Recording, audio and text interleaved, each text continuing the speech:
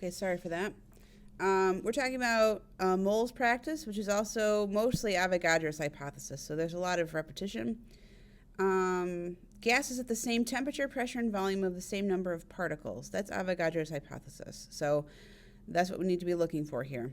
A lot of times, questions will include STP for temperature and pressure. That's standard temperature and pressure. So that's an easy way of making sure that they're at the same. Number 1, the diagrams below represent 3 1-liter containers of gases. Each are at STP. So if they're all at the same temperature and pressure and they all have the same volume, they would all have the same number of molecules. We have 1 mole samples of ammonia and hydrogen bromide. So ammonia is NH3, hydrogen bromide is HBr. So if they're at the same temperature and pressure and they're both 1 mole, we need to figure out masses by using GFM.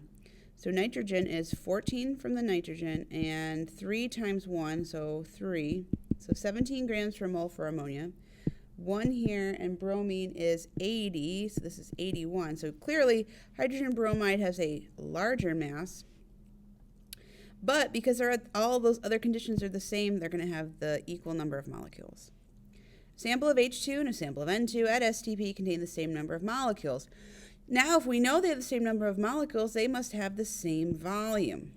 But, I chose that without completely finishing it. But yes, they do indeed have different masses because this is 2 times 1, so 2 grams per mole. This is 2 times 14, which is 28 grams per mole. So different masses. At STP, 5.6 liters of CH4 will contain the same number of molecules as whatever has the same volume. Because same temperature and pressure, we need the same volume. 2 liters of gas, STP, so we have the same number of molecules. Kind of repetitive. We didn't do those this year, but we can figure out number 8.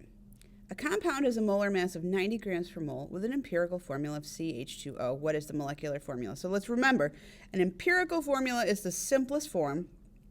Can't simplify our subscripts anymore. And a molecular formula is some multiple larger. So we can figure out the GFM of CH2O. This is 12. This is 2 times 1.